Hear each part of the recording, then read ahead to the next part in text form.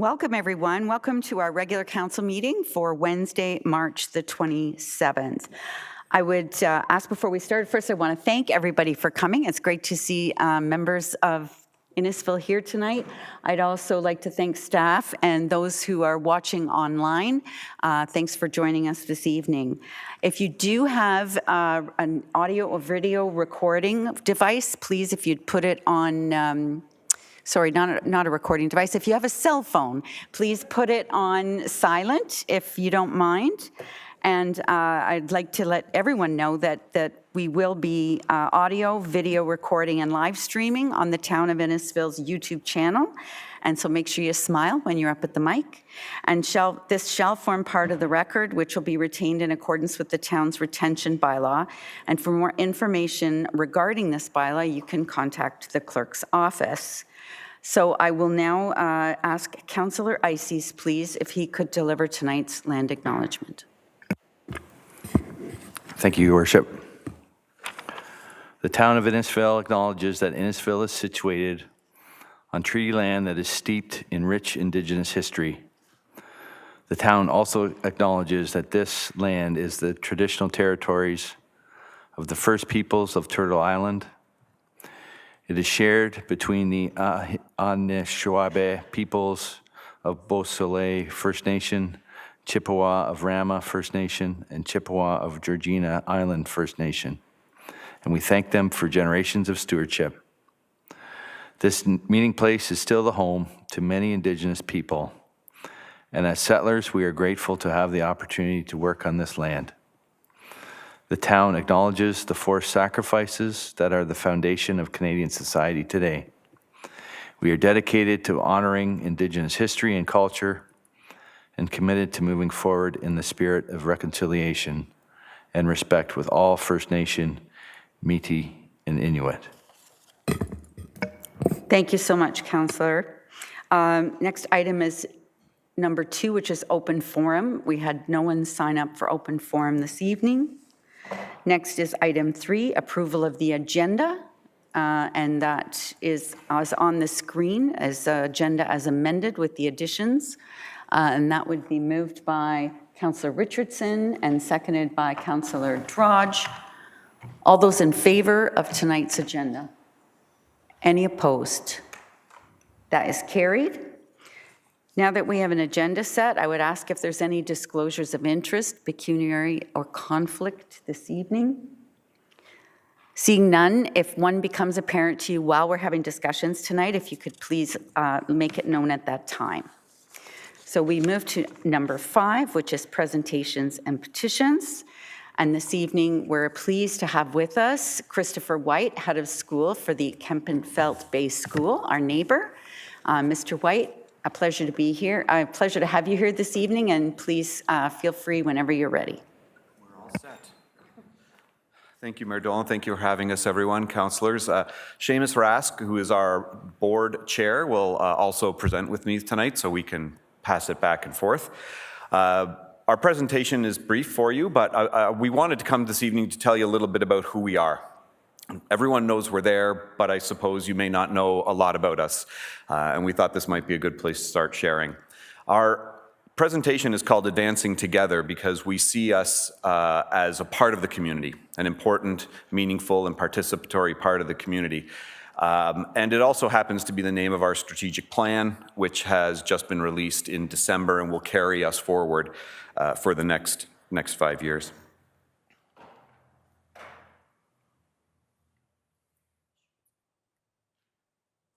That's better, thank you. Let's see here. It is on now. There it goes, thanks. So we'll talk a little bit about, so what are we or who are we? We are a not-for-profit. So by definition, Kempenfelt Bay School is an independent school. Although many of us in the community might look at us and say that's a private school, that's common language for us to hear, but by definition, we're an independent school. We have a registered charitable number with the Government of Canada, and we are a member of the Canadian Accredited Independent Schools, CAIS. Anytime you wanted to look that up, feel free. There are about 96 schools in the country that have gained accreditation with this organization, many in Ontario, but right across from coast to coast as well. So as a nonprofit, all the money received by the school, and that could be either through tuition dollars or fundraising, has to be demonstrably reinvested back into the school. And that is done by us having an annual audit. So we are audited annually by a third party, and we need to be able to demonstrate through that process that we are investing everything that comes back into the school. As a member of CAIS, that is the organization that holds us accountable to a very high standard. We go through an accreditation process, which is quite rigorous. It happens every 5 years. 4, 5, 6 years, so it averages out to 5. Our next will be in 2028, and we just recently had one in 2022. We are measured against 12 standards of national excellence, which would include things such as what is our academic program, how do we determine it, how do we deliver it, how do we manage ourselves as a business, what are our governance structures and how is that working, plant and property issues, issues of safety, things of that nature.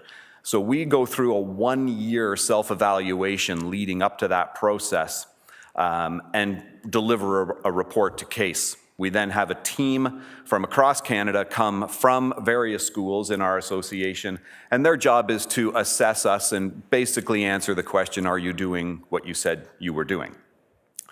From that will come a report with recommendations, suggestions, commendations for things done well, and a school action plan that we are accountable to on an annual basis on how we are proceeding with that plan, how are we achieving that plan, as it leads into our next evaluation. So it's important, I think, to point out that we are structured in a certain way, that we are governed in a certain way, and that we are responsible in a certain way for a high-quality program and delivering it in a very specific way. I will then... Oh, you can do it? Okay, great. I'll turn it over to Seamus. Thanks, Chris. So as Chris mentioned, we are a registered not-for-profit. So we have a board of directors, a volunteer board, currently consisting of 10 members who govern the school, who are responsible for many different aspects of the school. I've had the privilege and the honor of serving as the chair of the board for the past 4 years. And sort of there's 3 key things that as a board we do. Sometimes it's easier to say to parents what we don't do. What we don't do is we don't run the school. We don't manage the teachers, and we certainly don't look at the academic programming. We leave that to the education experts like Mr. White or our wonderful faculty and staff. What we do though, and probably the most important thing, is the head of school selection. We've had the privilege of having Chris work with us for the past 7 years, and we've had a wonderful working relationship and look forward to continuing to do so for many more years to come. The head of school is really important. He essentially is the CEO of the school. He runs everything. He does all the things that the board doesn't do and executes on our strategic plan. We, as a board, are also responsible, financially responsible. As Chris mentioned, we are audited annually. So the board approves an annual budget that's provided to us by the finance committee, which consists of board members, our business office manager, and of course, Chris as well. And we're starting to look at a longer term budget, so 3- and 5-year plan to get a real sense of what it is that we're trying to do. What we're here really tonight about, though, is our strategy. The board is responsible for the vision and the strategic plan of the school. A little over a year ago, our last strategic plan, thank you, finished. And we're now, and we had a chance to sort of reimagine and revisit where it is that we want to be in the next 5 years. So after a long consultative process, we included faculty and staff, we included current parents, alumni parents, and of course, community members. We were able to release our strategic plan, which is what we're here tonight to sort of share little snippets of with you tonight.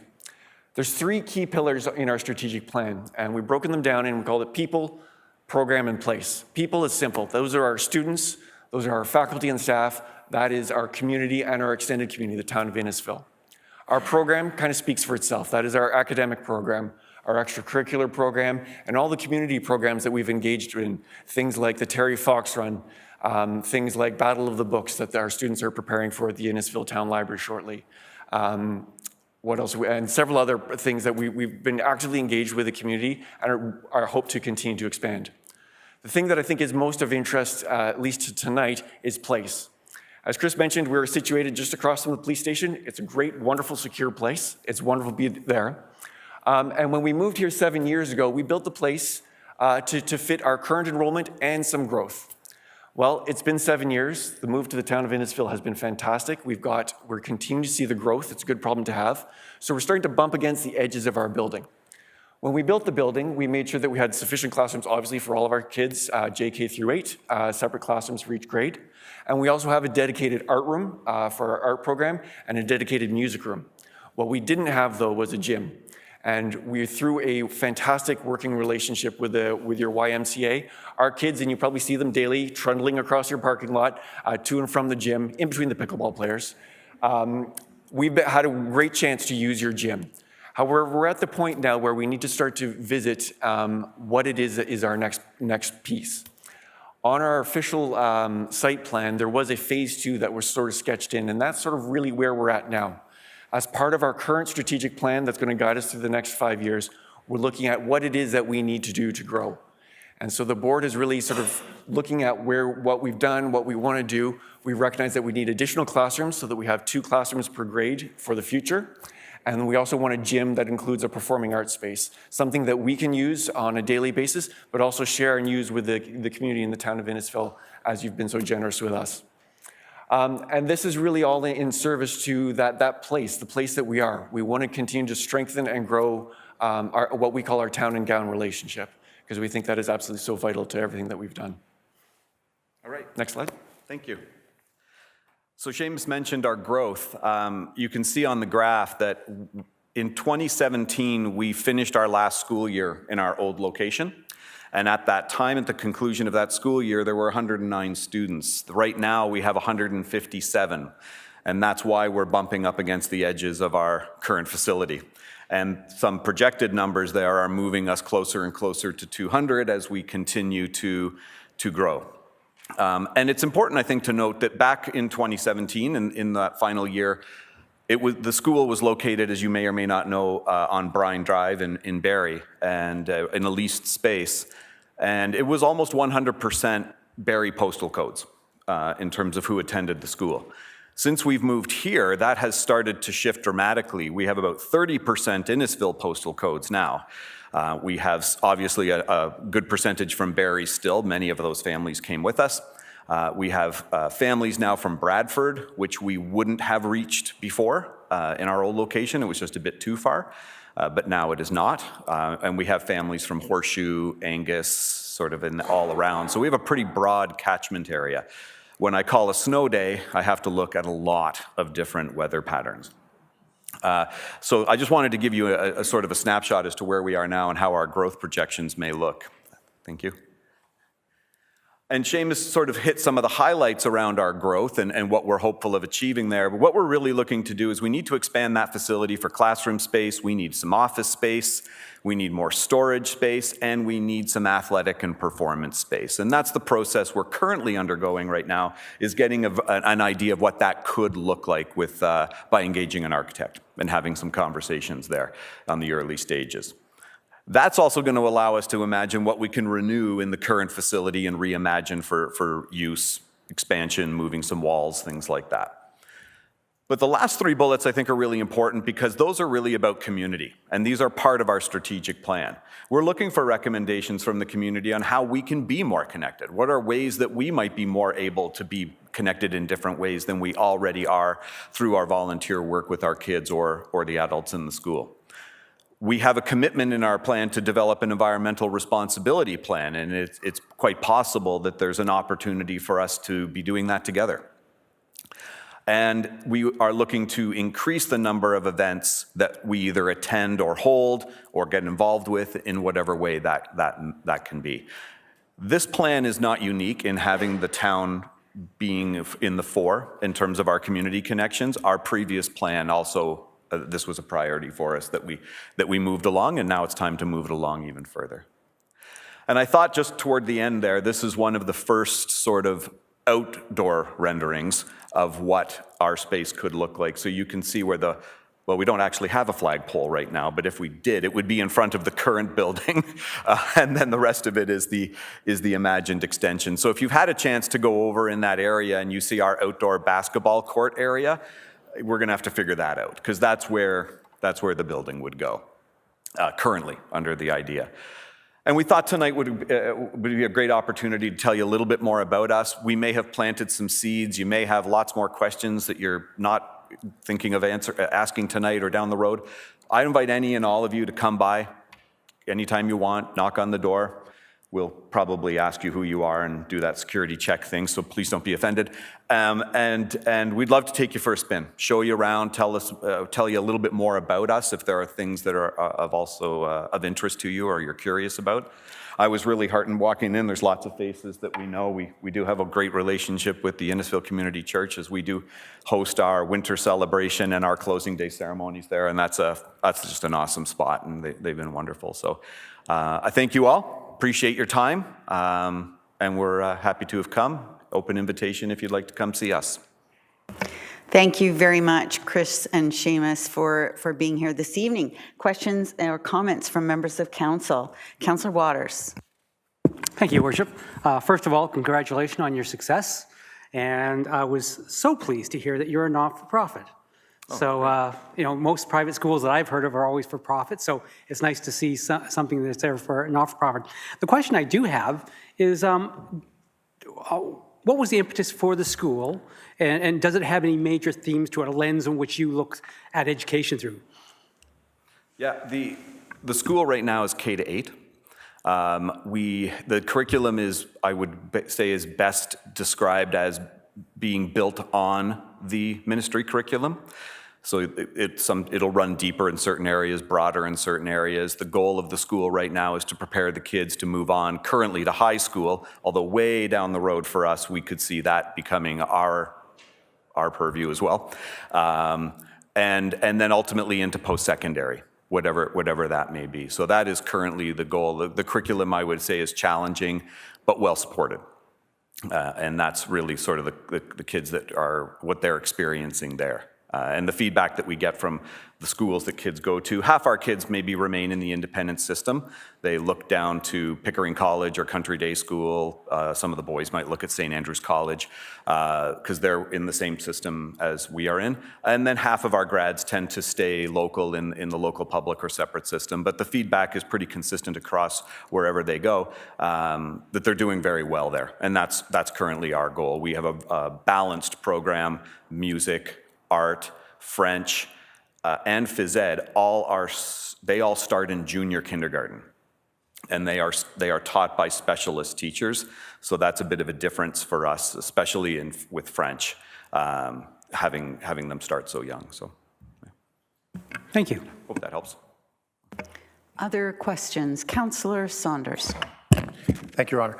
I've been in your school. It's actually a really nice little school. I was with the Accessibility Board, and my comment, it was answered already that you are, and it's a good problem to have, that you are bursting at the seams and you want to build a gym.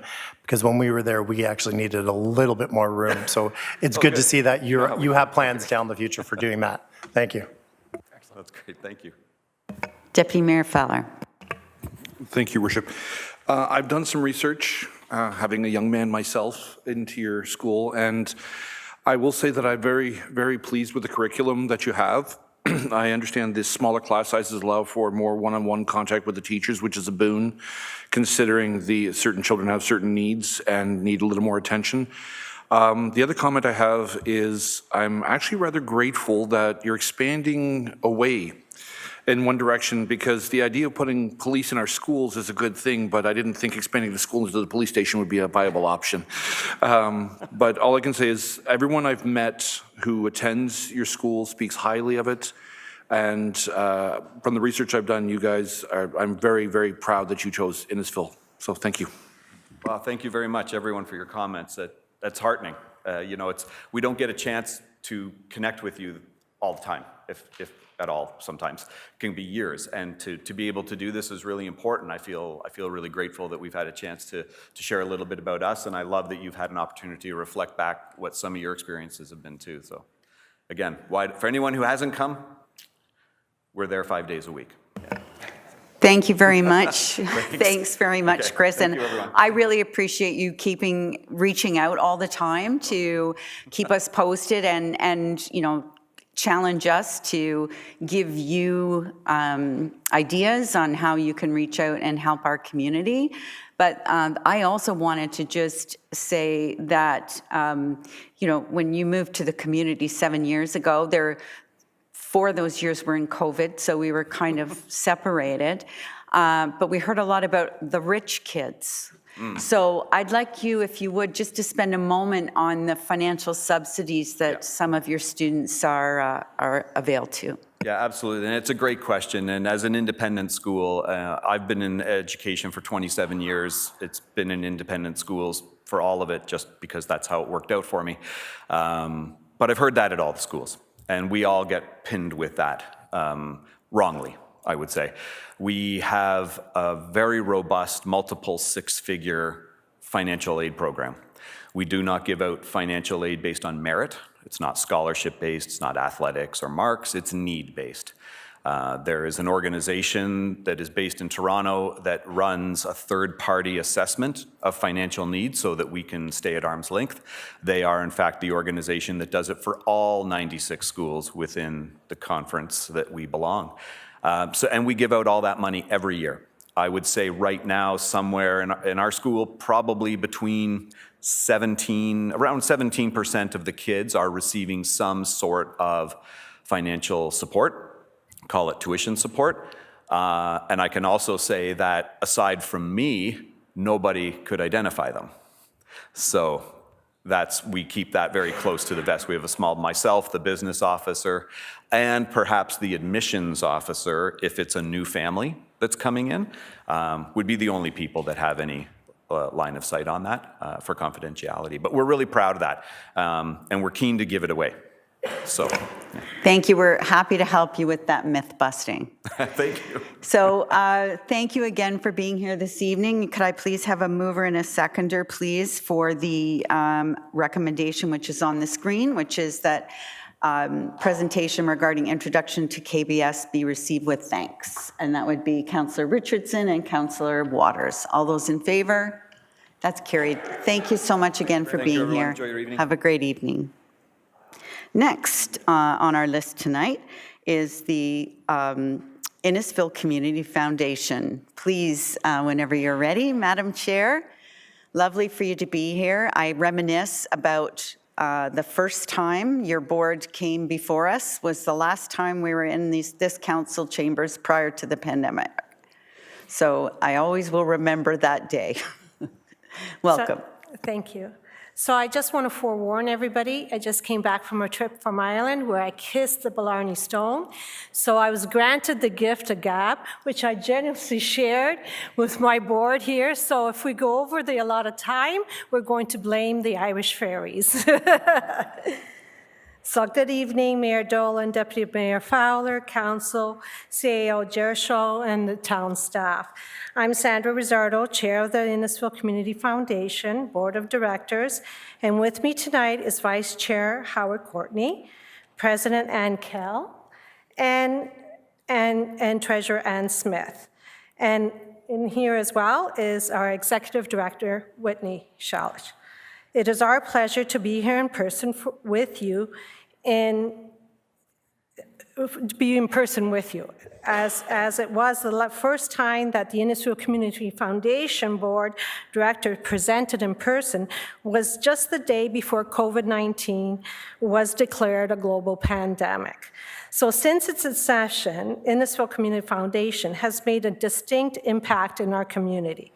An impact made possible thanks to the support and generosity of the Innisfil Town Council. Because of your commitment, we are able to ignite, inspire the community, creating a better Innisfil for everyone.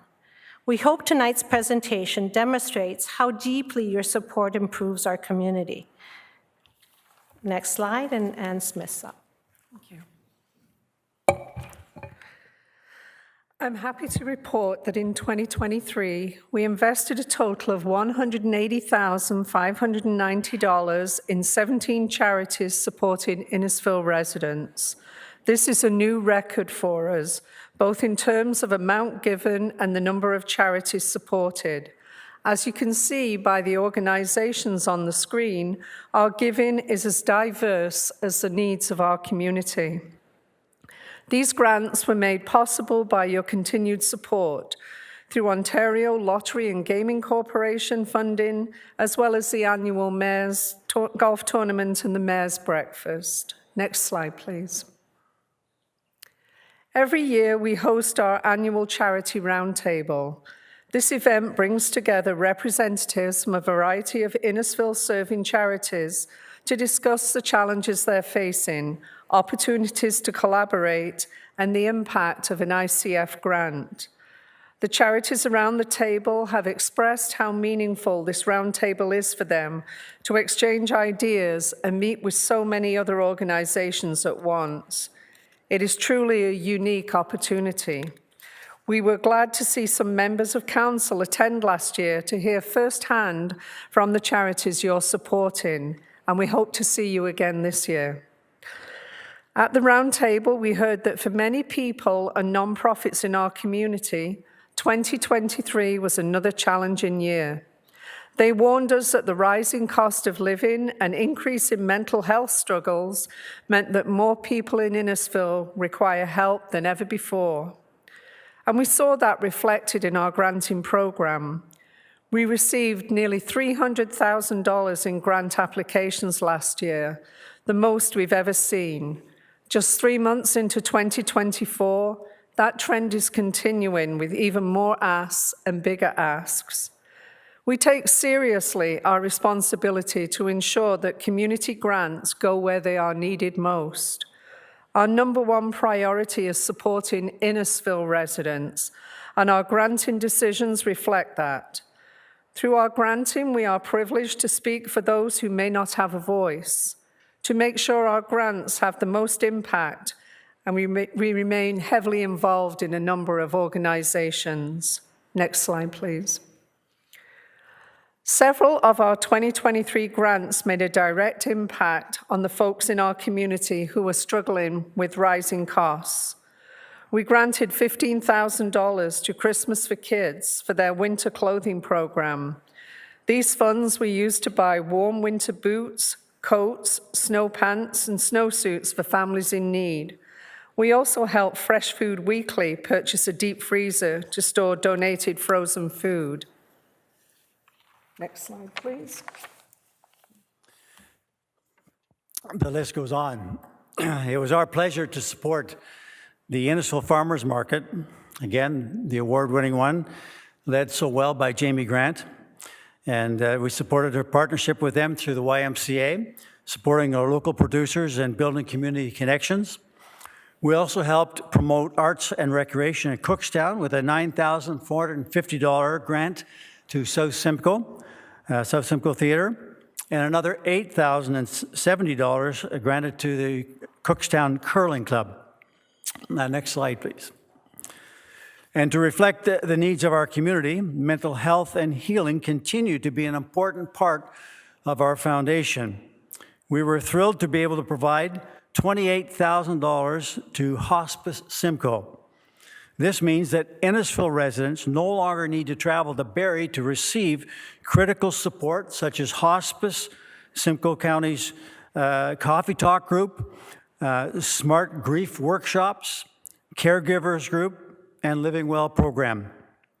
Now residents can access them at the Rizzardo Health and Wellness Center. The photo on the left is of volunteer Sonia Free at the Coffee Talk group. For the second time, we made a grant to Seasons Center for Grieving Children. This $19,200 grant pays for 12 children from Innisfil to attend a peer support group for a year. Over the past 5 years, Seasons Center has supported more than 100 Innisfil children, youth, and families who are bereaved. The photo on the right is one of the counseling rooms at the Seasons Center.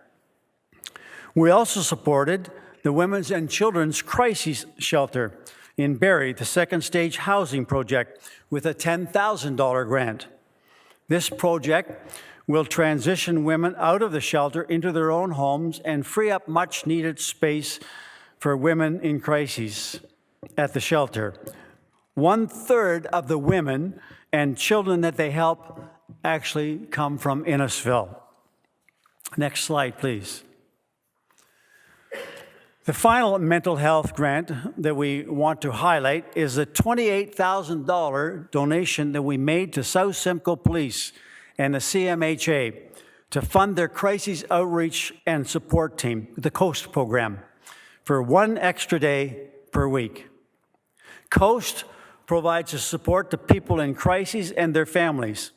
A mental health specialist, professional, and specially trained police officer in plain clothes responds in an unmarked vehicle to situations involving individuals experiencing a mental health episode. The goal of this specialized team is to provide pre-crisis support to facilitate referrals to appropriate community services providers while diverting cases from the emergency departments to other care providers. We were honored to extend this funding to cover the shift through to the end of 2023. Next slide, please. Anne. Investing in our youth is another priority for Innisfil Community Foundation, and we provided funding for 3 youth-focused projects last year. First was a $7,250 grant to scientists in school, and that grant brought 21 STEM workshops to Innisfil youth. Secondly, Mother-Daughter Empower received $6,340 in order to host an empowerment workshop in Innisfil, as well as offering one-on-one counseling services. And lastly, $5,500 was paid for 20 Innisfil children to attend the YMCA's summer day camp for a week, free of charge. And we have a quick video from the Y to show the impact of that grant. If I could ask someone please to press play on the video in our PowerPoint and share that with you.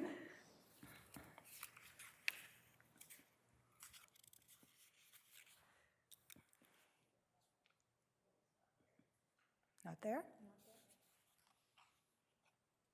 Okay, I guess we'll leave that one. Can I go to the next slide then, please? Another focus for the foundation is supporting the health of our residents.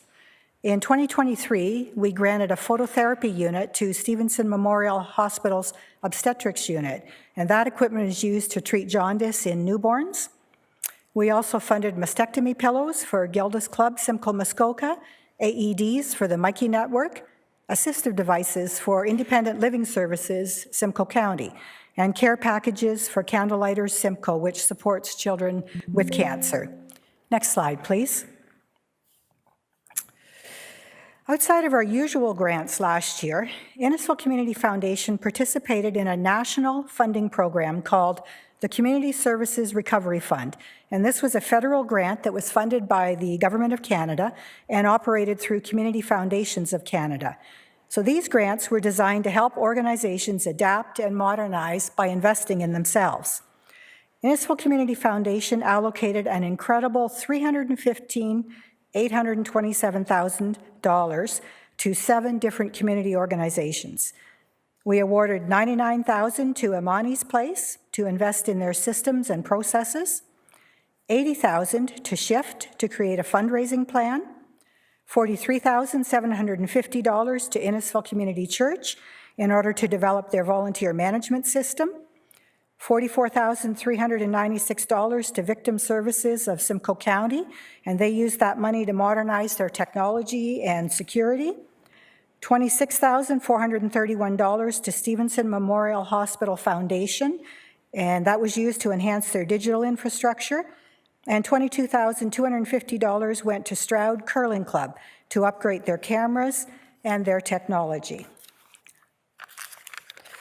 This was a unique opportunity for nonprofits to invest in themselves, and it was a really big win for these organizations. As a member of Community Foundations of Canada, we, Innisfil Community Foundation, will continue to leverage critical federal funds like these that will strengthen the organizations in our community for our community. Next slide, please. Sandra? Thank you. after 4 years in our community, we are happy to say that we are now part of the Innisfil fabric. We have witnessed the power of our community foundation, not only in our grants, but throughout the connections we have made and how we have inspired others to give. None of this would ever be possible without the support of council in our community. We are grateful for the foresight of the past town councils, and thank you, the current council, for continuing to support a community through our commitment to Innisfil Community Foundation. Innisfil Community Foundation is an example of a community coming together. We are truly building something special here together, and we thank you from the bottom of our hearts for continuing to place your faith in the Innisfil Community Foundation. Thank you. Thank you so much to all of you for being here tonight, and you can talk as long as you want if you come with such great news, anytime. So I'll go to members of council for questions or comments, please. Councillor Ices. Thank you, Worship, and I echo that thanks from council to you for all the marvelous work that's happening. Just so many different things that you're helping our community with. So as far as funding goes, I know a lot of it comes from fundraising, and some comes from the Lottery and Gaming Commission, but I imagine some comes from private donors as well. I'm wondering if you can give us an idea of, it doesn't have to be a dollar, but percent of the money that the foundation uses comes from private donors, and is that something we can help encourage in the town to people to donate directly to the work you're doing? Well, we're always trying, we are part of Canada Helps, so they can donate through there. And we have seen some great generosity through people that wanting to give, whether it's a small amounts or large amounts, but they have donated through those grants. Through the help of those grants and what we receive from OLG, we're able to do this. And then we take what was given to us as well, and we're investing it. So with that, we hope to grow. So just maybe clarification. So if someone wants to give directly to the foundation, they need to give it through that organization that you mentioned. I'm wondering if we can promote that. Certainly, we can help promote that through Canada Helps, absolutely. And anything larger, they can definitely send it to us directly, and we can deposit it without going through Canada Helps. But that is a quick and easy way for people to donate through credit card online, and whether they want to be anonymous or whether they want to place their names to it, that's up to them as well. Can I say a word? Mm-hmm. We would love to have you contact all of your legal departments personally in your life and have them talk to their clients and choose to recognize us in their estates. And major donors like that will really help us establish a long-term base of operation. We do need a lot more support from the corporate world and from major donors through estates and those areas as well. Thank you very much for that. Other questions or comments? I had a couple, so I just wanted to first of all thank you for all of your very hard work. You're all very busy in other parts of the community and find time to also volunteer on this board, and I underline the word volunteer. All of our board members are volunteers on this committee and know how much effort you put into it. I can tell by the passion in your voices, so thank you so much for that. I'd ask the clerks if when that video does surface, if you could circulate it through to members of council so we could have a look at it at another time. We'd be happy to do that. And I'm also happy to tell you that the Mayor's Golf Tournament for June of 2024 is already sold out. So we're looking forward to another wonderful day and making lots of money for the Innisfil Community Foundation. Thank you. Mover and a seconder, please, to receive the delegation Moved by Deputy Mayor Fowler, seconded by Councillor Constantine. All those in favor? That's carried. Thanks again for being here tonight. Very much appreciated. Next, we have item 6.2, which is a delegation by Hani Rustam, the Chief Executive Officer, and Armando Maguina, the Director of Food and Beverages and Operations from Friday Harbor, and it's in regards to item F2 on the council agenda tonight. Gentlemen, whenever you're ready, please come forward. We would ask you if, unless you're, of course, going to tell us about all this funding that you're going to give to us, that you keep it to about 10 minutes, if you could. Thank you. Absolutely, Madam Mayor. We'll try to be as brief as possible. Mayor, Deputy Mayor, council members, town staff, everyone here, good evening. Thank you for providing me the opportunity to present to you today.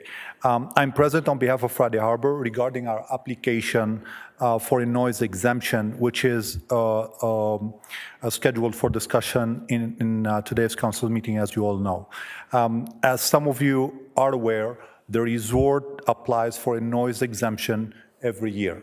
This year's application is being discussed this evening.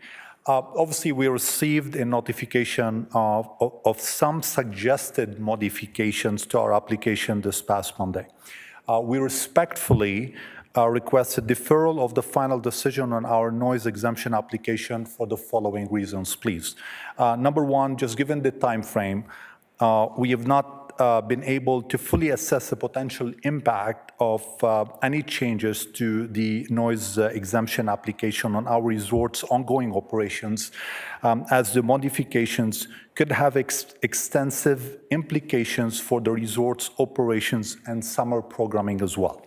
Also, would also like to have an opportunity to consult with our technical consultants on this matter, should there be a need to do so.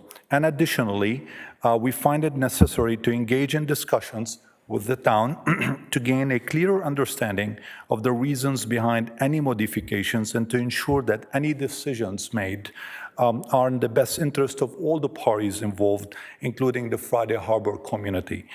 Given these circumstances, we respectfully request a deferral until the council meeting scheduled on Wednesday, April the 24th, if you allow that, of course. We believe this period will allow us sufficient time to conduct a comprehensive assessment and engage in meaningful dialogue with our consultants in the town. And we're, like always, we're very committed to working collaboratively with the town and the local community to address any concerns and find a solution that allows our resort to operate effectively during the summer, to be a destination for our community, and doing that while minimizing any potential disturbances. And your understanding and consideration of our request for deferral are greatly appreciated. Thank you. Thank you very much for that. Thank you. Questions or comments for Mr. Rustam? Councillor Saunders. Thank you, Madam Mayor. There was a noise assessment made last year or the year before, but it's never been given out to anybody. Is there a special reason for that? And the other one, there's been numerous complaints throughout town, about the noise, and we've had this discussion, the ongoing discussion for the last year or so. Can you not move the after-hour party from the lake club? From the beach club from the beach club to the lake club, and can you not have DJ Donovan screaming above the music? That's the major complaints right now. So if you could answer those, thanks. Okay, Councillor Saunders, thank you. Yes, there was an assessment of the noise conducted by a specialized consultant, and that was conducted following some complaints that we received, and the intention was to really understand what level was the music. Obviously, we're not the expert in that field. We're trying to really create a destination and a place where our members and our residents here in the town of Innisfil and beyond can really come and enjoy their time. So we engaged a specialized technical consultant to produce the report. Yes, that's right. However, on the matters of moving the party from the Lake Club to the Beach Club or so on. I do believe that probably some of the challenges are originating from the pier. As you know, the pier is located in the middle of the marina. We do believe, or we understand right now, that that's based on what we've been advised, that sound might travel based on a number of circumstances, the water, the wind, the weather conditions, et cetera. And last year, whenever we received any feedback, we're very diligent working with Armando and the team to address them immediately and take whatever actions we can to really mitigate any inconvenience. Of course, we're a member of this community. We want everyone to really be enjoying their time. There's no reason for us not to take immediate actions to do what we need to do. I've been informed that, one major inconvenience is the DJ speaking on the, microphone. And, we're happy to commit to make sure that we manage that matter and that it doesn't happen. Yeah. I hope I answered all your questions, Councilor. Follow-up, Councillor Saunders. Sorry, follow-up. Actually, you didn't answer my question. The first one, where is that noise report and why wasn't it given to town? And I didn't ask why you have it at the Beach Club, and I asked you why can you not move it from the Beach Club to the Lake Club, where it's not as noisy and the West and East Street people won't hear the music. It'll only inconvenience the people in Friday Harbor. Okay, Councillor Saunders, I do not remember, or to the best of my recollection, I have not really seen a request from the town to really present the report that you're referring to, and I can go back into previous communication to verify this matter. Number two, the party I think that we're referring to, or the music, or the activation we're referring to happens at the pier, not at the Beach Club. At the Beach Club, any activations happening inside the Beach Club. So literally all the doors are closed and there's no music traveling. I think most of the inconvenience or any noise that I think probably we're talking about, it's coming from the pier. And this is where we tried our best to really mitigate and take action. And I do believe that we have a great relationship with the enforcement officers, and whenever we heard any feedback, we acted on it immediately. Go ahead, Councillor. Thank you, unless, I'm actually correct in saying it. The people are complaining about the noise at the Beach Club when the doors open and close, and people go out for a smoke and cigarettes and stuff like that. So can we not move it? That would be a big consent for some of the people on East and West Street hearing the music at 11, 12, 1 o'clock every Friday, Saturday, Sunday. Okay, Councillor Sander, this is the first time that I'm hearing about a feedback about the Beach Club specifically. Allow me to look into that and take it from there. I don't know if we received any feedback about the Beach Club before, I don't remember, but we'll look into this matter and we'll revert back to you. Thank you, Councillor Saunders. Any other questions or comments? Councillor Waters. Thank you, Worship. The question I have is that you have the sound study. You have the sound study, which you did, yes. The investigation. It would be nice for us to be able to see what it said. But I would say, once you had that study, did you do any physical mitigation in terms of ways of dampening the sound from the pier at all?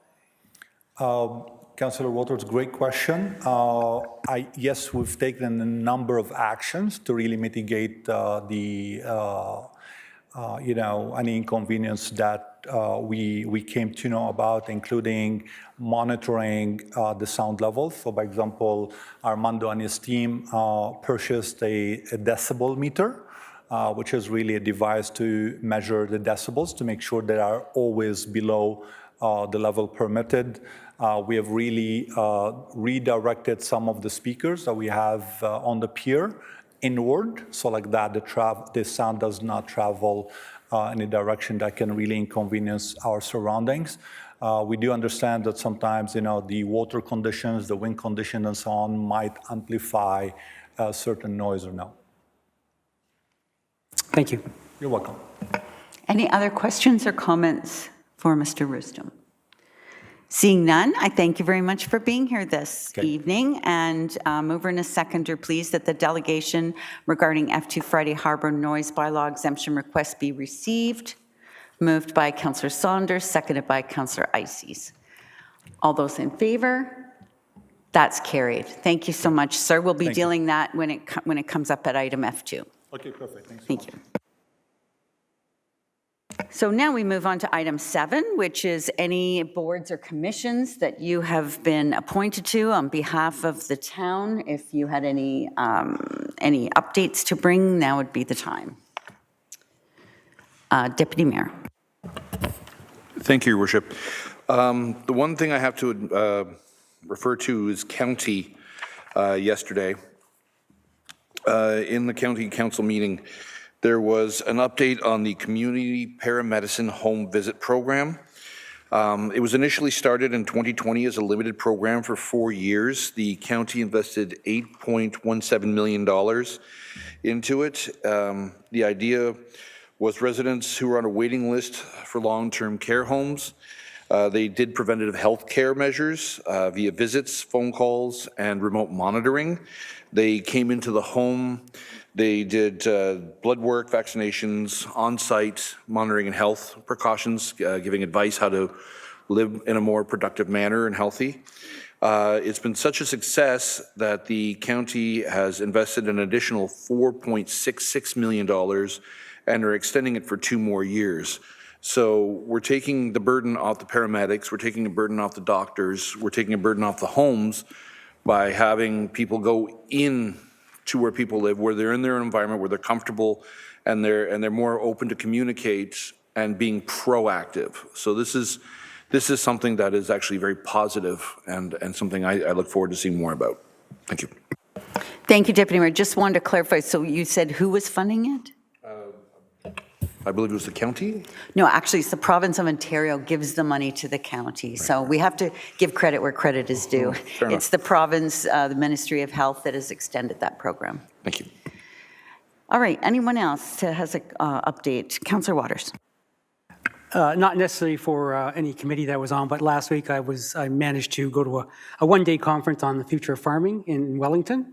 And it was quite a good conference to go to. It was they try and tackle the issues in terms of what are some of the issues for farmers today and farms. And Wellington seems to have a larger dependence on farming than we do here.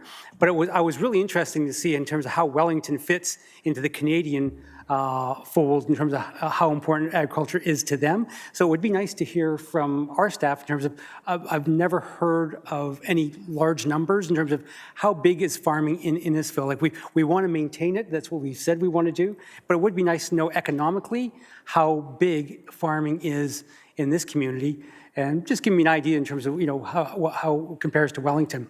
The second part of the conference was on how do they encourage young people to get into farming. And so they had a bunch of students who would participate in some research from Guelph University, and each discussing how what would help young farmers. The biggest thing for getting new families and for young farmers was just the cost of land in terms of how do you deal with that. So it was kind of interesting to see that happening. So it was a one-day conference, well worth the money to go to, and just kind of encouraged me to ask more questions about farming in our own backyard. Thank you. Thank you. Councillor Ices, did you want to help us with that? We had a presentation from the Simcoe County Federation of Agriculture, and Dave Ritchie did have some numbers, not specific to Innisfil, but it was Simcoe County as a whole. It's significant. I don't want to throw any numbers out without reviewing them, but I know we had a presentation here, I'm going to say the last 6 months, with some of those figures. I'd have to look back on. I do remember the presentation, but I didn't remember. I knew it was Simcoe County, but it was just in terms of, because I was trying to compare Innisfil to Wellington in terms of what their numbers were. So I just, if we have those numbers, just for curiosity, I'm not going to start a debate or anything on them, just curious, that's all. And we'll follow up with that and get you that information, Councillor Waters.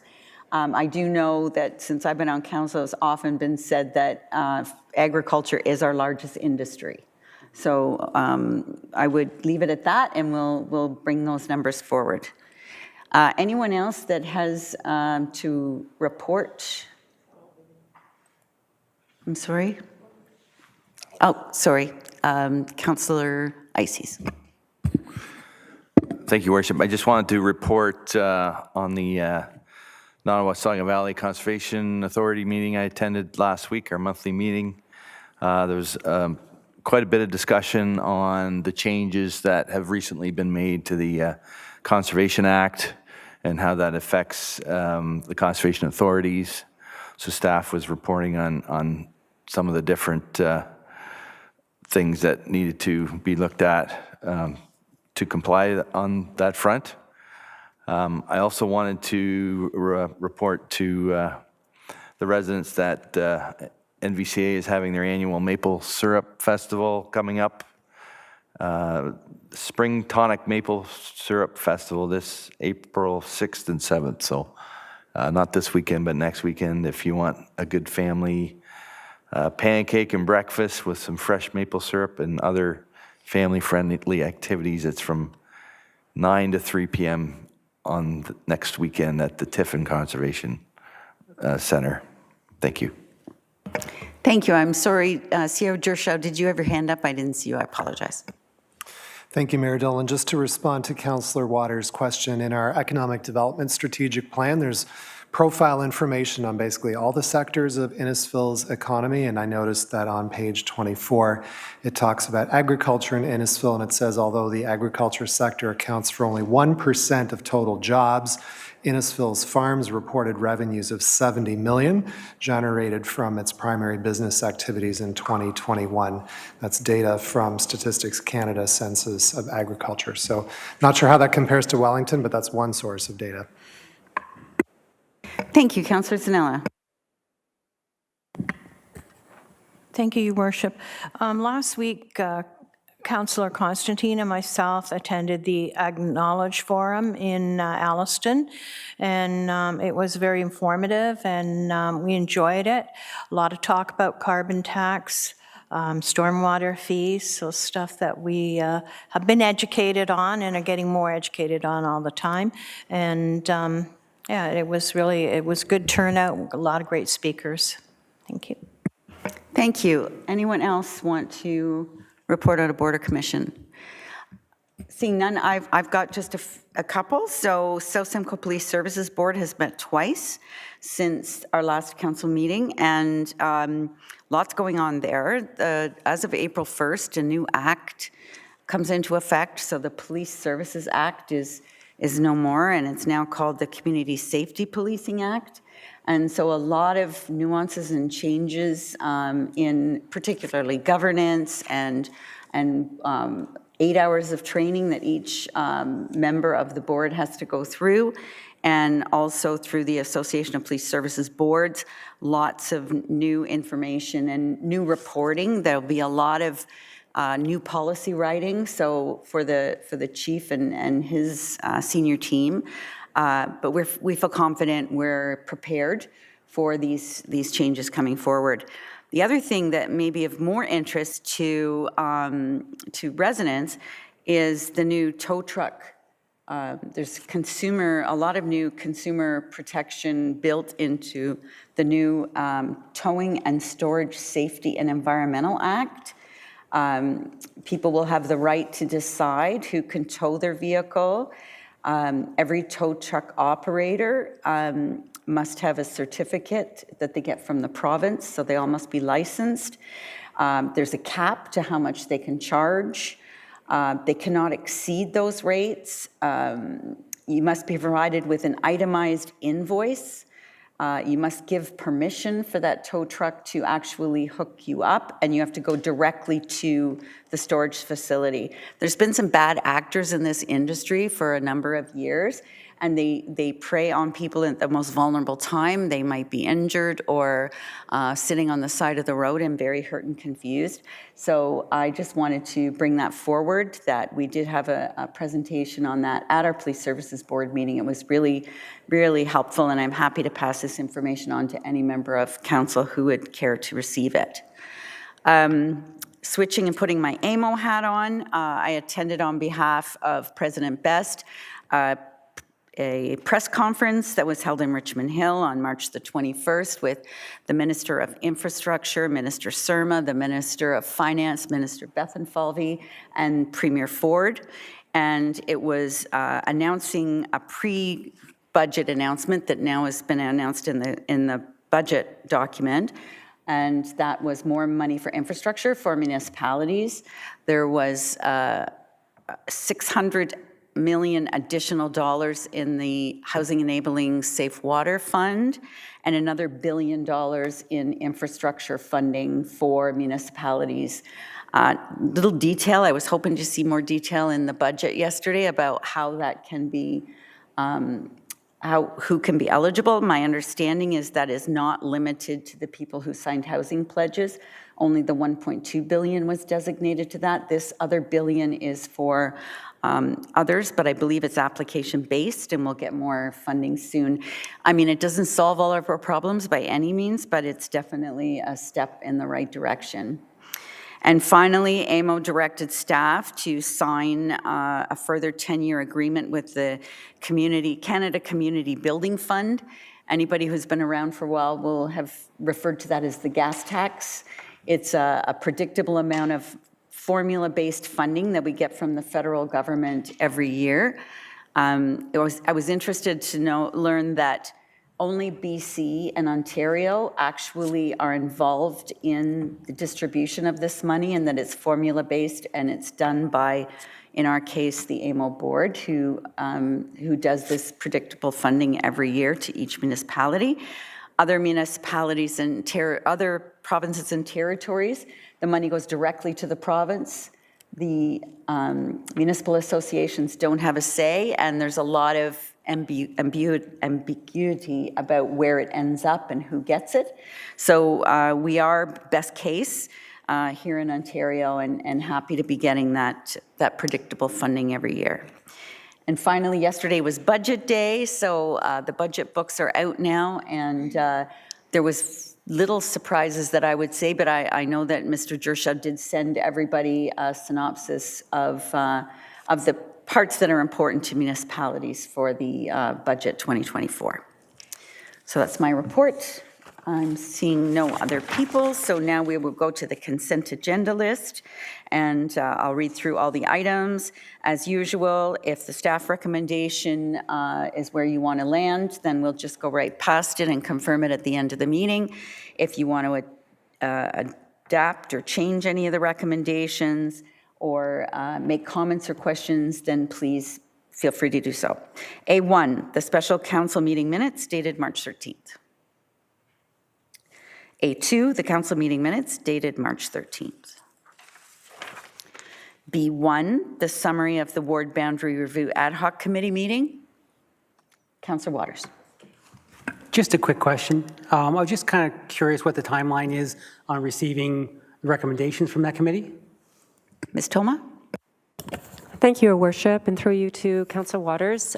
We will have some information populating Council's calendar shortly on a public information session that will be coming in April, and the website will also be updated shortly with a timeline that will show public consultations. There's also a council meeting on April the 30th where council will have the opportunity to provide input and hear what the residents have to say.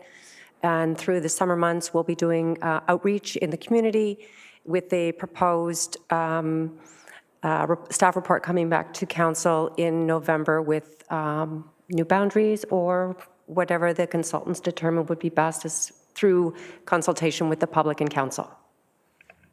Thank you very much. Thank you. The next item is B2, and that's the Innisfil Heritage Advisory Committee. Could I ask someone if they would pull that? I just have, thank you, Councillor Drodge. Next is B3, the Innisfil Accessibility Advisory Committee meeting. C1, the Repeal Always Stop bylaw. And C2, the Housekeeping Bylaw Amendments Report number 4. I'm going to break precedence at this time and just to say a very special thank you to Mr. Haggerty for his work here at the town of Innisfil. He's leaving us for the sunny south. Pack lots of sunscreen, Mr. Haggerty, and we wish you all the best in your new position, and please keep in touch with us all. You've done a great job in our traffic calming portfolio while you've been with us. D1, the 2023 year-end update, keep KPIs. Councillor Waters. I'd like to pull it, but I just have questions. I don't want to change the recommendation. Thank you. Thank you. D2, the single source purchase smart sheet plan upgrade. D3, award of the contract for the 7th line improvements, Yonge Street to Lake Simcoe. Councillor Ices. Thank you, Worship. I don't need to pull it. I just had a couple questions about that project. It seems like that's part of the game during the summer is road construction, and just wanted to maybe give our residents a sense for when we may be seeing this happening. Ms. Lee? Thank you, Mayor Dolan. Councillor Ises, this project is currently in design, so it is intended for construction in future years. It is not intended for construction until, sorry, I'm just pulling up my note to confirm.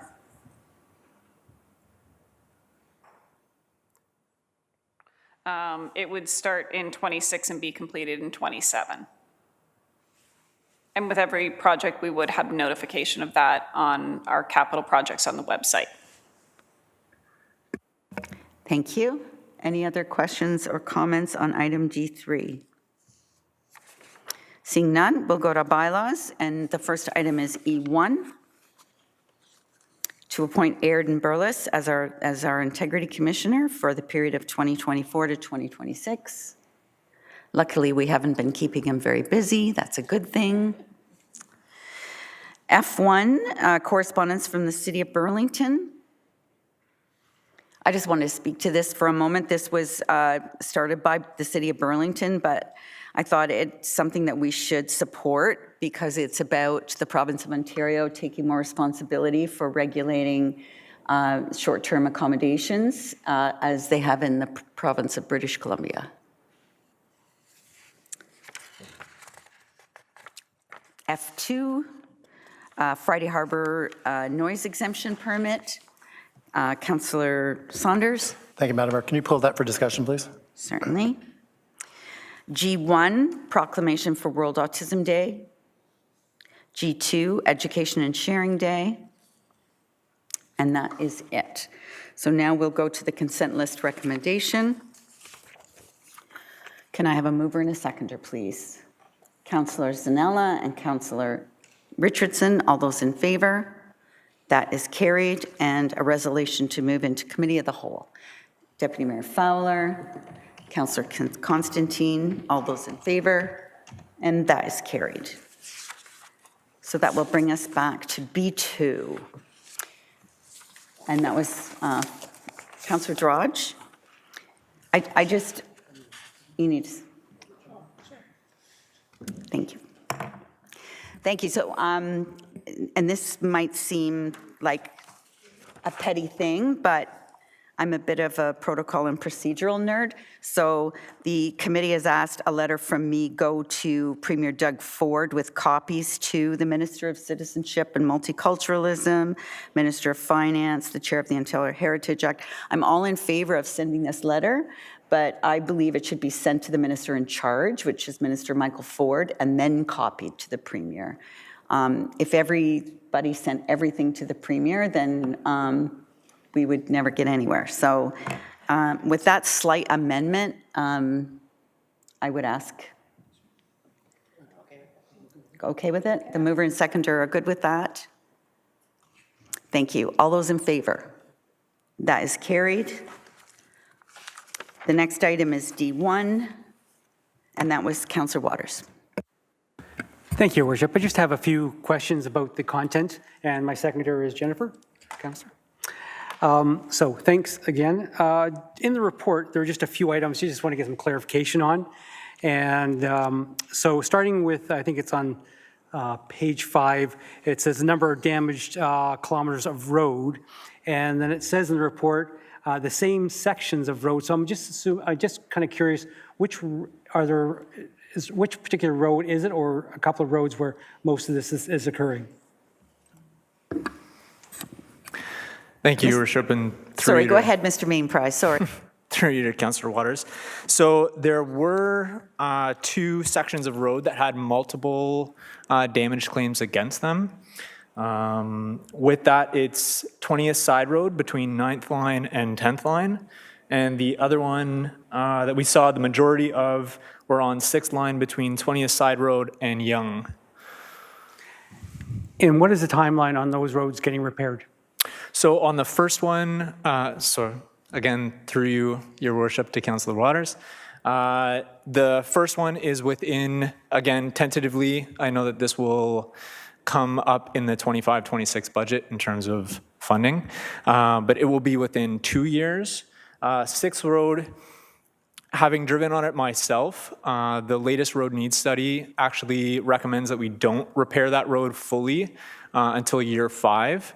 But I have talked to our operations staff, and for our residents that travel on this road, you'll notice at the intersections, they're very susceptible to getting kind of larger potholes. And so the majority of that road is not deteriorating to that extent, but our operations staff with the freeze and thaw, like I mentioned in the report, they will be out there in the spring and summer months to make sure that they can tackle it. Thank you.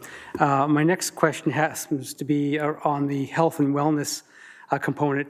In terms of the number of in-house programs, seems to have dropped dramatically, and it says limited to staff capacity. So I'm kind of curious, like these are some dramatic drops in the numbers. So I'm kind of curious, what is it with staff capacity? We don't have the staff. Are we gapping, and we're losing out on programming opportunities? So I'm just kind of curious what's going on there. Thank you again, through your worship, to Councillor Waters.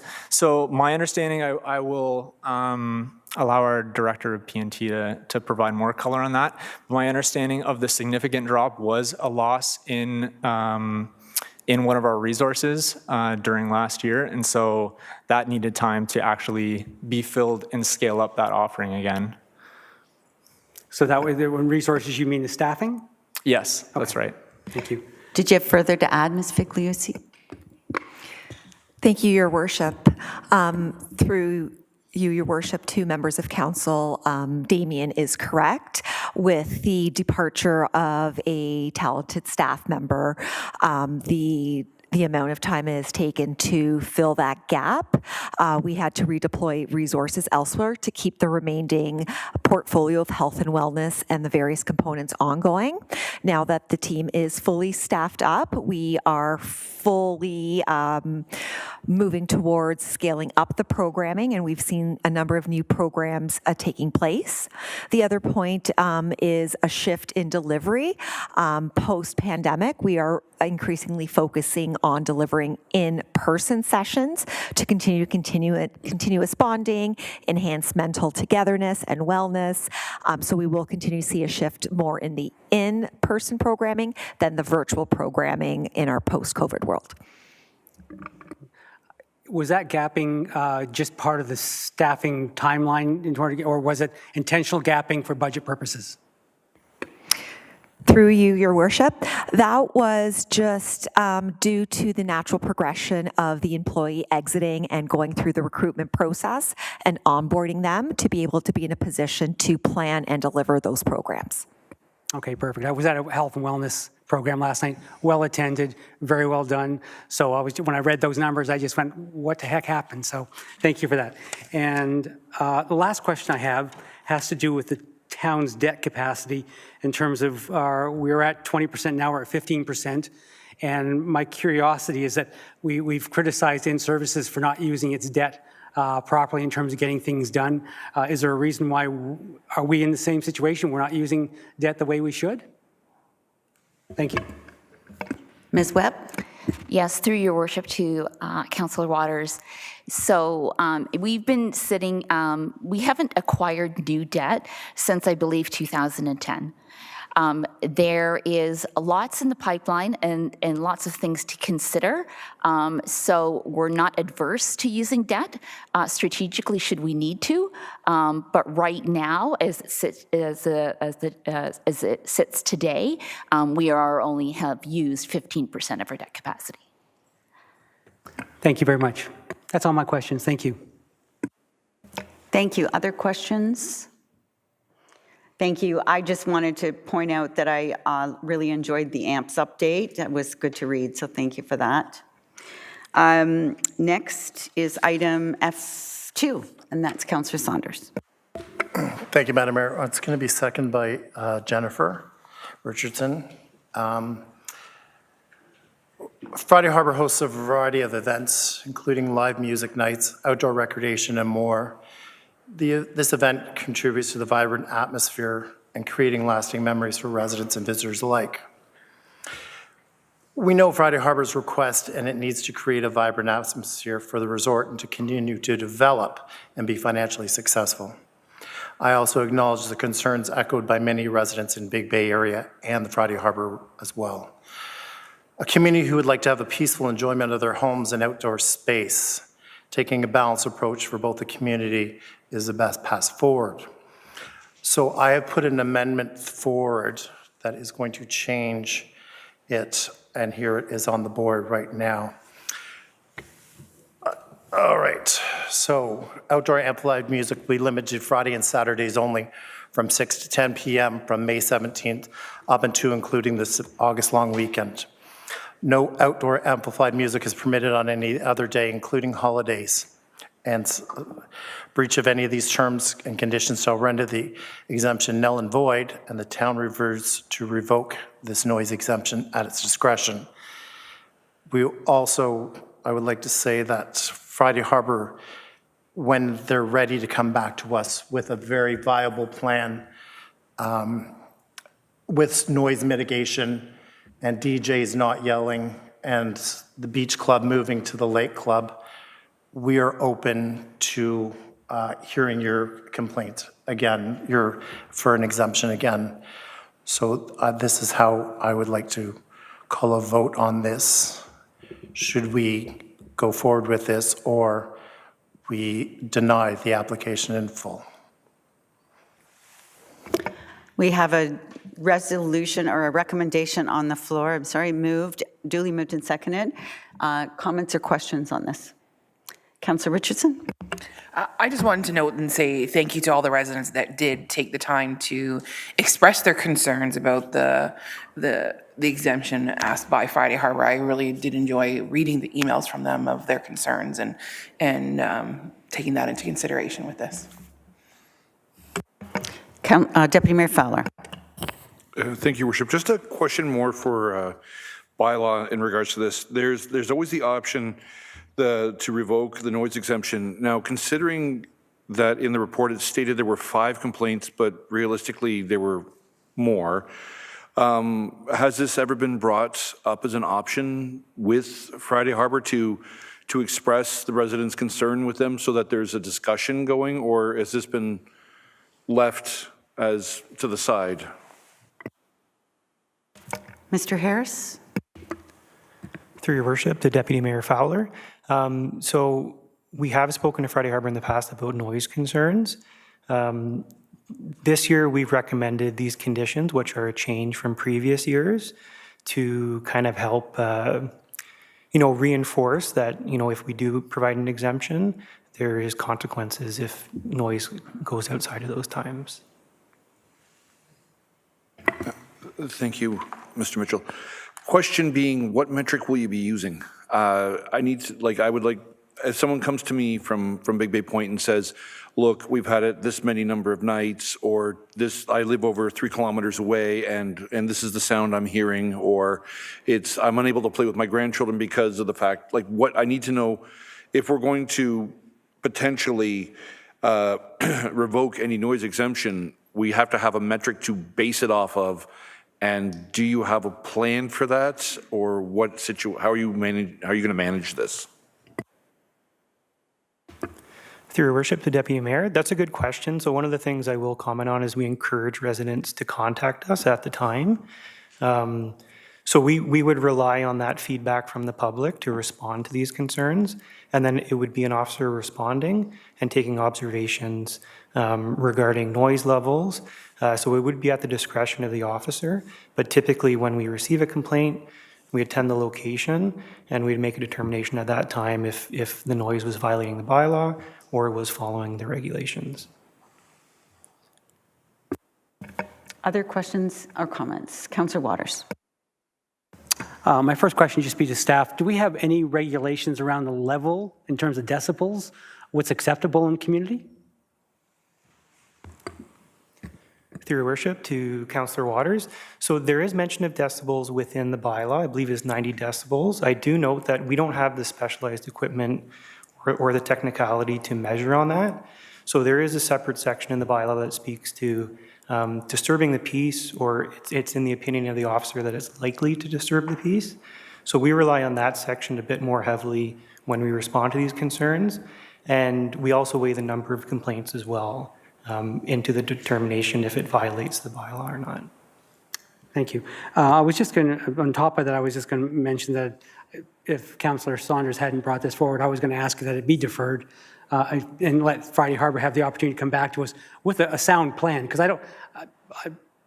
I would like to see that, what mitigation have they taken in terms of physical mitigation to prevent the sound from getting into town. The fact that the speakers point towards the town as opposed to the forest area is one major item that I see as a problem. But in terms of any blanketing, sound acoustics, those types of things, see what that they have a plan that would really have a serious impact on the sound. So I was going to go that route, but Councillor Saunders has put this forward. So, but I would like to see Friday Harbor given a chance to come back with, and also the other thing I want to see that sound study that they did, because it seems unfortunate that that they have it. I know probably residents have asked to see it, but they haven't because it belongs to Friday Harbor. But it would be nice to, as part of the mitigation, also to see what actually that study says, so that we can make an intelligent decision. So there's just a couple of comments that I had for it. Thank you. Thank you. Councillor Ices and then Deputy Mayor Fowler again. Thank you, Worship. I guess I wanted to maybe agree with Councillor Waters in considering a deferral. We're discussing this here tonight because of our change in bylaw. I believe, Friday Harbor has submitted this application every year, and we've never had a chance to discuss it. And that's just the way it was, but it seems unfair that at the drop of a hat, when they've had, this request approved every year, we're hearing now some of the concerns about it, and I appreciate all the residents who sent emails to illustrate that. But I think we're looking for a balance, and I think it's only fair that we give Friday Harbor a chance to respond to some of these concerns and how they're going to make it better for residents. So I would support Councillor Waters' motion or suggestion to defer. Thank you, Deputy Mayor. Thank you, Worship. When I'm looking at this, the date starts from May 17th. So what I would like myself is the actual report from the sound mitigation, the sound levels.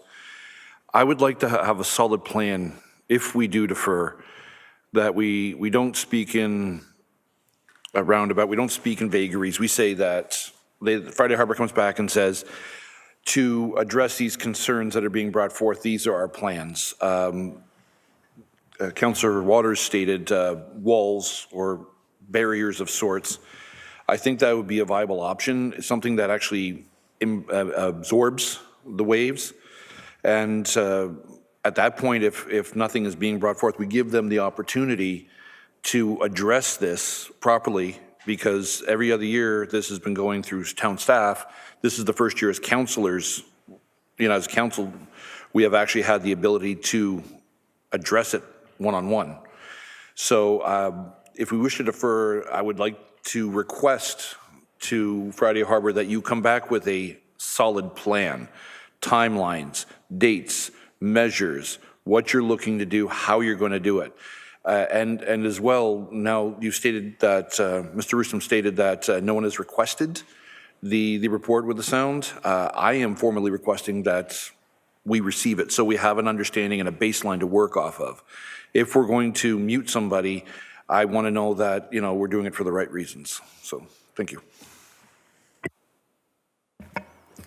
Seeing no other hands, my comments, this is difficult for sure. We're trying to, like always, balance between the residents and their peace and quiet and enjoyment of the property, at the same time have a resort that requires activation to stay active and profitable and enjoyable for the residents. I also think that Councillor Waters' idea to defer it, because it doesn't come into effect till May 17th anyway. I believe the referral that Mr. Rustom asked for was till April 23rd, so that would be in time to find out what can be done, and maybe have more ideas than what we've supplied. So we've talked about moving from the beach club to the lake club, but maybe there's moving to another spot that would even be better, like that we haven't thought of yet, and give them the time to work through with the concerns, share the concerns that we've received from residents so they have a better idea what the touch points are, like we heard a lot about the DJ talking over the music. We heard a lot about the beach club from the West Street residents, is giving Friday Harbor the ability to read and react to these recommendations or these issues. And then the other comment I would have is this discrepancy between the number of people who say they have complained and the number of complaints we've received. And this isn't the first time this has happened. This happens with short-term accommodation. This happens with traffic speeding.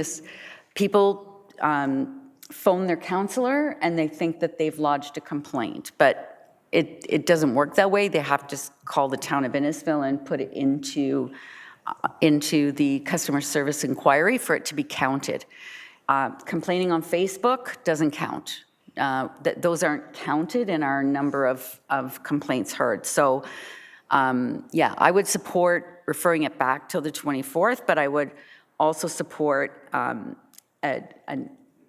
way of, when it does come back, how do we address making sure these complaints get acted on quickly and effectively?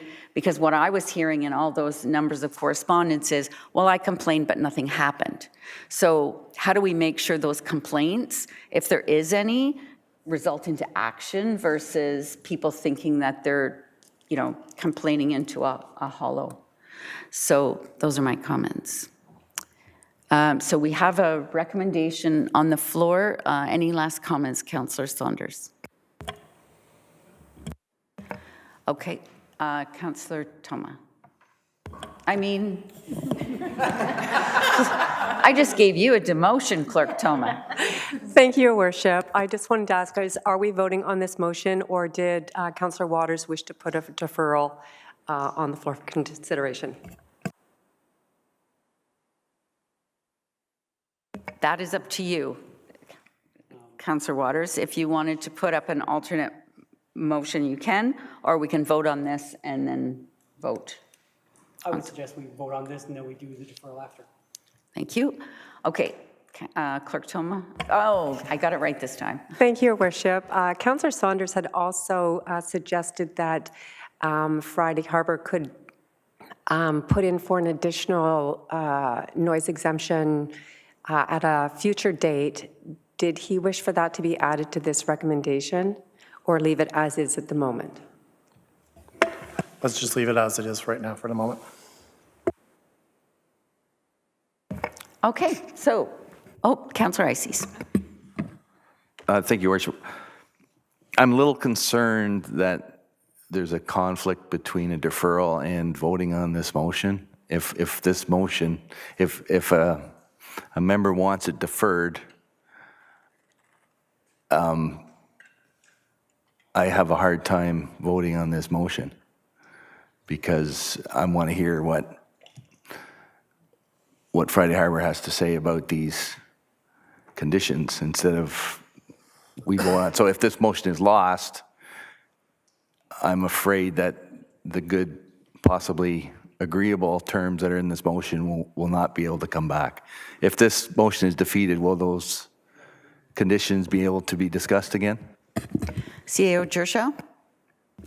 Thank you, Mayor Dolan. I'd like to ask the clerk to speak to the sequencing of the motions in this case of a deferral potentially being on the floor. Patty? Thank you. Through your worship to Council and CEO Gershow, if this motion is voted upon, because we are in committee of the whole, then the motion would be defeated. And then another motion could be put forward, whether the memorandum is just received and referred to staff, whether the memorandum is deferred to a future meeting. Those would be options that would be available to Council. However, if they wish to vote on this at this time, they can, or if Councillor Waters or another council member wants to put a referral or a deferral on the table for consideration, they could do that because that would take priority over the motion that is currently on the screen. Thank you. That was going to be, I'm not a clerk, but I thought motion to defer was the first one up, is it not? Okay, but there's no motion to defer on the table. So, Councillor Waters. If we vote on this and it's turned down, does that mean that we don't get the option? If we do defer after this, does that mean the items in this motion can't come back? Madam Clerk. Through your worship to Councillor Waters, yes. Voting this down under committee of the whole means nothing has occurred with the item. If Council were to vote this down and no motion to defer was presented, then I would ask Council just to receive the memorandum for information, so that so it's on the record that it's been received. You just didn't deal with it or do anything at that time.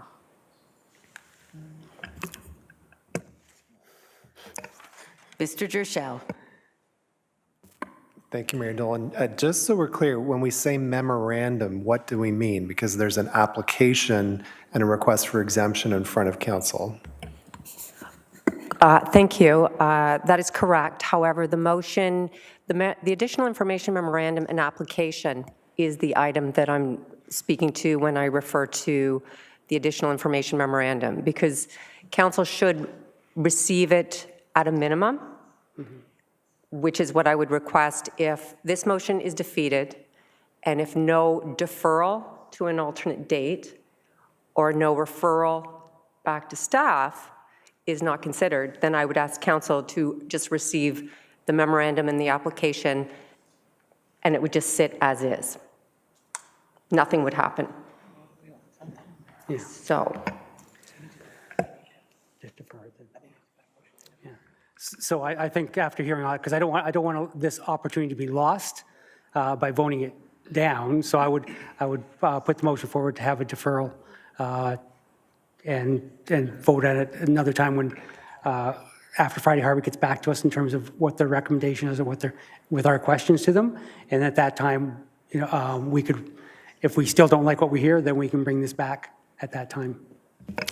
Thank you. Do you have a seconder for your deferral motion? Okay. Yes, Fred. Councillor Drodge? Or Town Crises, one of the other. Did you want, there is a date, so yes. April the 24th, does that, just want everybody to have a quick look at this motion so we know what we're voting on.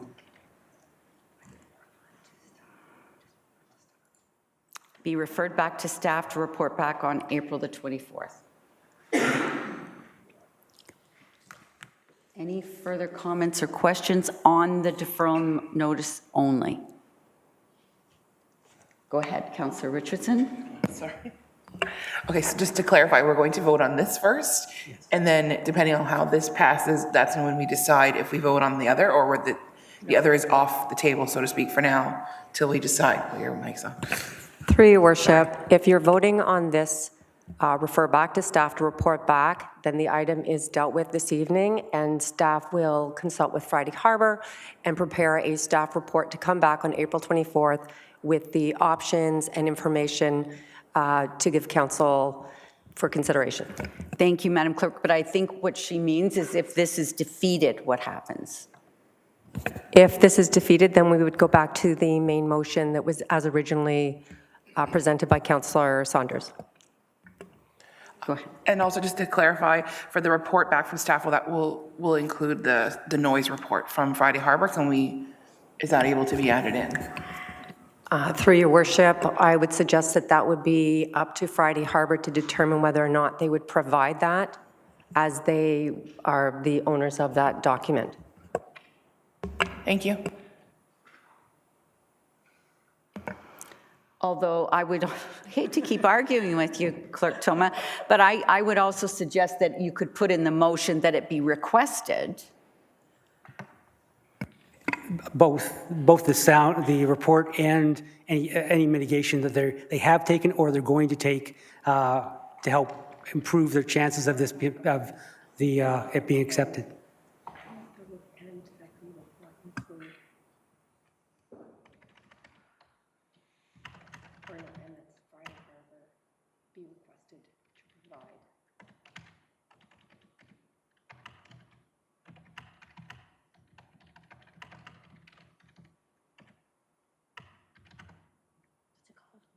How about to provide any data, noise data?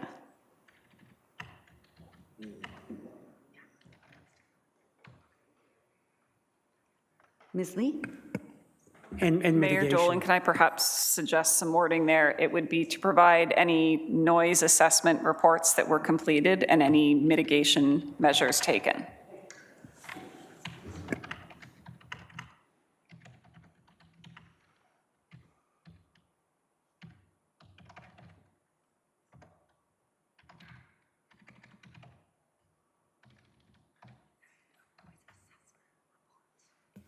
All right, we'll just pause for a moment so everybody can read what's there before I call for the vote. All those in favor? 1, 2, 3, 4, 5, 6, 7, 8. Those opposed?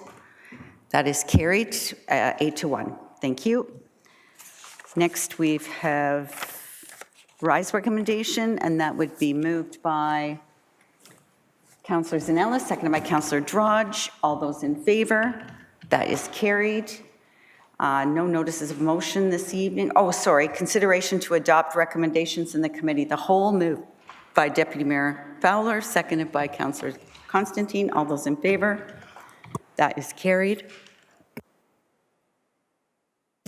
There are no notices of motion this evening, and we'll go to announcements.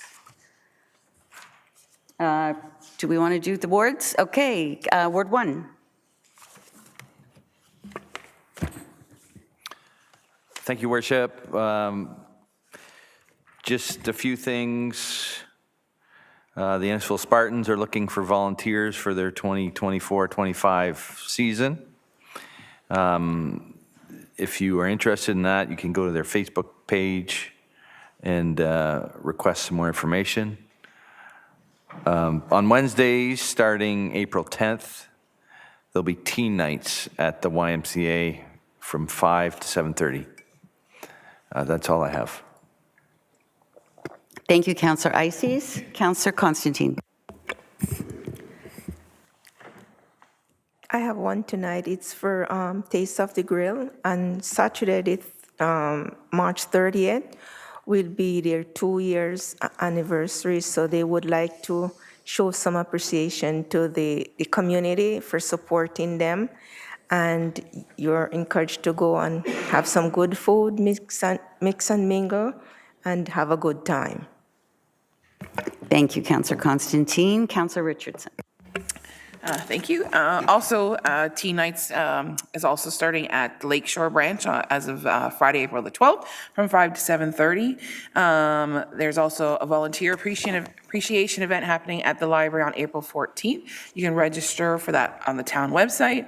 Congratulations to Miss Jenny's. There was way too many awards that they posted that they won this past weekend, so that's amazing, and thanks for representing Innisfil. And then speaking of representing Innisfil, the entire concert band actually competed in Aurelia on Monday. Another great representation of Innisfil and Ward 3. And then lastly, on April 25th, that's a little bit so you can plan ahead, from 10 till 2 at the library is a Service Canada clinic where they'll have Service Canada agents there to help with your SIN card, OAS, passports, that sort of stuff. Thank you, Councillor. Councillor Waters. Thank you, Your Worship. April 2nd, there's a Lions meeting at Lions Hall at 7 p.m. They're looking to drum up some new members. April 5th is a bar night at Lions Hall, darts, ping pong, and karaoke. And then last but not least, the Lions are collecting used eyeglasses, and they can be dropped off at the hall Monday or Thursday evenings. Thank you. Councillor Zanella. Councillor Saunders. Thank you, Madam Mayor. It's Easter weekend at Friday Harbor. They have lots of Easter-themed activities this weekend: basket weaving, egg decoration, Pop-Tart, house decorating, and their annual egg drop, and that happens on Saturday and Sunday. And I hope they're all very quiet. Councillor Drotch. Thank you, Your Worship. Mobile Seniors Active Living Center drop-in is getting together every Tuesday from 9:30 till 11:30, and that's at 20 Church Street in Cookstown. And the Cookstown Grand Easter Egg Hunt is happening March 30th from 10 to 12. It's taking place at the Chamber of Commerce office, and the kids can register at www.cookstown.ca. Thank you. Deputy Mayor. Thank you, Worship. March 30th, the Ahmadiyya Society is holding an iftar dinner during Ramadan, so anyone is welcome to attend, purchase a ticket, join and learn, expand your cultural information. April 4th, I'm going to be part of a team who is going to be at the Warden's Fun Spiel, I think it's referred to. It's a curling event where we're going to rely heavily on Councillor Icy's and his experience on the ice. I believe I'm being joined by Councillor Saunders and Councillor Waters. So we'll see how much of my curling skill and flexibility I left in high school. April 6th, we have a Graceful Living event at the Royal Canadian Legion held by the Innisfil Indian Association. Anyone's welcome to show up and once again take part. April 13th, we have a vendor event at the Grange Hall, which is really, really nice to go and support our local vendors and those who come to create out of their home. This past week, we had CD Saturday at the Innisfil Library. That was, well, the event blossomed, let's put it that way. It was really jam-packed, and it was really incredible to see a lot of the things there. I took part in at the library again this past week with a Building Safer Communities presentation. I want to thank the South Simcoe Police and the Innisfil Library for putting that forth. They talked a lot about gang culture. They talked about internet safety and what we can do to keep our kids happy and whole in the home, where now people have access, sadly, through the internet. And last but not least, I was at Chabad Innisfil's Purim for Israel event this past weekend. It was really colorful, really loud, lots of good food, lots of good costumes, and thank you to Chabad Innisfil for inviting me. Thank you. Thank you for that, Deputy Mayor. And also, that workshop that you were at was funded through the Building Safer Communities federal funding that we received a little while ago. So it's nice to see that going to such great use. They've mostly been covered. I've got a couple more. On March 22nd, we were happy to hear that Minister Jones announced nurse practitioner funding we're going to get further details on where this nurse practitioner clinic might be in Innisfil, but we're looking forward to getting those details from MPP Kanjan. I had the opportunity to travel with the Meals on Wheels folks that were in town on March the 19th and delivered some hot meals to some local residents. So just so everyone's aware, this is through the Red Cross. They can deliver hot meals anywhere in Innisfil, but they can also deliver frozen meals if that's more suitable to other people. They can have it whenever they want. They provide friendly visits, both telephone calls and visits, and also they can give rides to medical appointments. So if anybody in Innisfil needs a ride to a medical appointment, they can contact Red Cross and book that. Congratulations to Agilic and the town of Innisfil for co-hosting a very successful job fair. I was there noonish, 1 o'clock, and they'd already matched the number of job seekers that they'd had the year before. And thanks very much for Swiss Chalet Harvey's for donating lunch for all the exhibitors. And what else have I missed here? I think that's it, really. So I would just, with that, like to wish everybody who observes a very happy Easter. And I would like to wish our own Councillor Constantine a very happy birthday on Monday. And we will have a meeting. Our next meeting of council will be on Wednesday, April the 3rd. It's a bit odd that we have back-to-back Wednesdays. So mark that in your calendar. You don't want to miss this fun night. And with that, we'll go to the confirming bylaw and adjournment. Moved by Councillor Strachan, seconded by Councillor Richardson, that we adjourn at 8:45 p.m. All those in favor? That is carried. Thank you, everyone. Thanks for those watching online. Very much appreciated, and we'll see everyone next week. Take care.